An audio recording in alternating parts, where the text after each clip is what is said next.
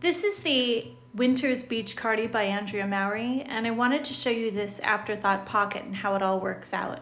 I finished the body and I seamed the shoulders with this pretty exposed seam with a 3-needle bind off. And now it's time for me to work the pockets. This design is a bottom-up construction. So as I'm working up the cabling of the body of the sweater, she has you do this setup. So see right here, I have the blue strands in the middle. There's blue waste yarn in the middle, and there's white waste yarn on either side. Now the blue yarn here is actually knit in, where the white waste yarn on either side is just threaded through those live stitches with a tapestry needle. Those are the two lifelines. So this side is all set up for me to work this Afterthought Pocket.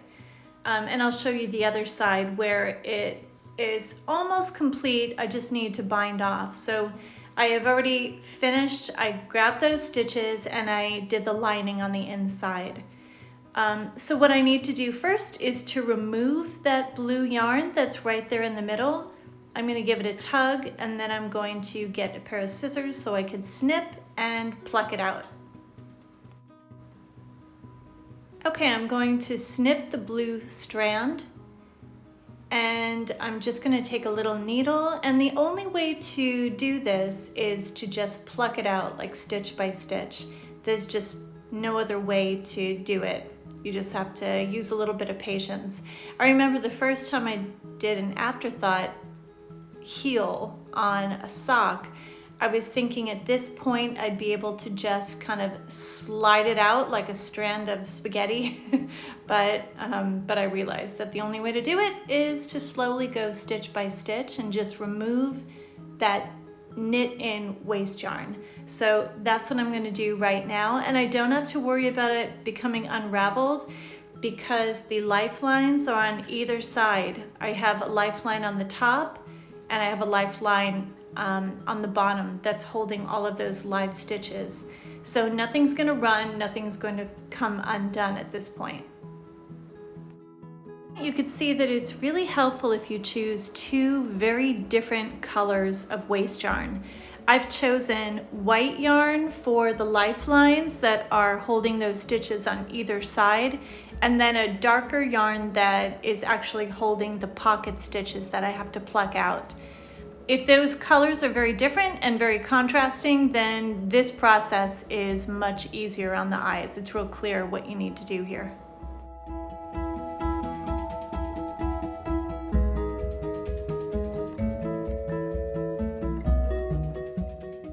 Okay, at this point I've removed all of the blue yarn. I have a nice big hole in my knitting, but I don't have to panic about that because the other stitches are on, they're on waste yarn too. And now it's time for the next stage. What I'm going to first do is I'm going to add the ribbing to the front of the pocket. And I'm going to make sure that I have the size of the needle that is meant for the ribbing of this sweater.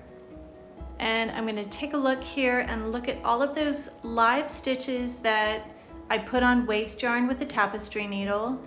And I'm just going to make sure that I get each one of those stitches onto my needle so then I could go ahead and start on the ribbing.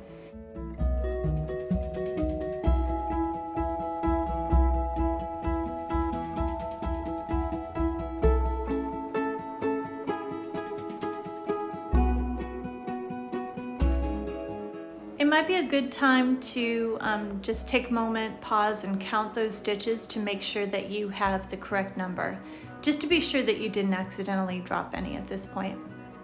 I just want to take a moment just to say that Andrea Mowry and the design of this sweater, it's just so beautiful and such an attention to detail. Her ribbing is not just uniform all the way through. It actually kind of corresponds and blends beautifully into the cabling of this sweater. So, so as you're doing the ribbing, you have to be very careful because it's not just 1 by 1 or 2 by 2. See how it actually flows into the pattern of the cabling, which is just so pretty to me. I love that. I finished my ribbing and I decided to do an Italian bind off here. It might not be perfect, but I do like how it has that pretty smooth edge. Now what I'm going to do is I'm just going to take my tails and use them to tack down both sides of the pocket, but I'll do that once I've done the lining in the inside as well.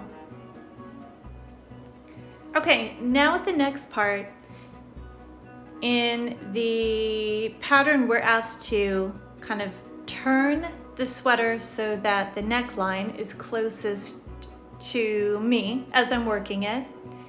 And now I'm ready to do the inside of the pocket.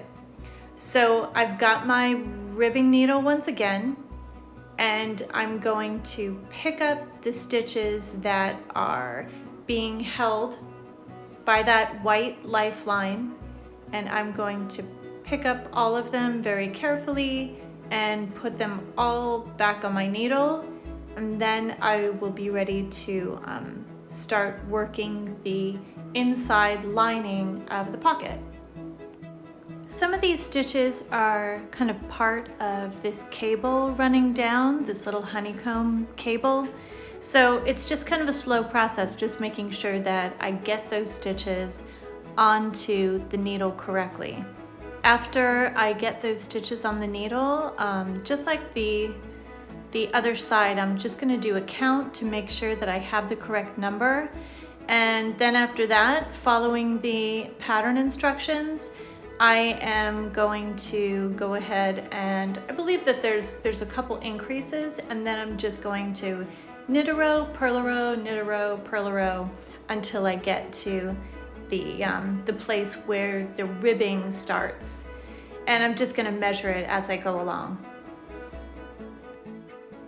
This is what the inside is going to look like. So what I just showed you is just the start of the inside lining of the pocket, where I was just putting those stitches right underneath the cabling right here. I put those on the needle, and then I'm working my way down, just making a flat piece of stockinette fabric, knitting a row, purling a row, knitting a row, purling a row. I'm pretty much going until I am right at the edge of where the cabling starts and the ribbing at the bottom of the sweater stops. So if you look on the inside, which looks kind of disastrous, but you know, it's a work in progress at this point. I am just taking the inside lining and just kind of flattening it out, and just make sure that it goes kind of right to that edge where the ribbing and the cabling kind of come together. And then you're just going to make sure that you just bind off loosely. You leave those tails nice and long, because those tails are what you're using to seam the inside of the pocket lining. And then on the top here, you're just going to use a mattress stitch after you bind off, and that's how you're going to tack both sides of the ribbing at the top of the pocket down. And then you have a finished Afterthought pocket.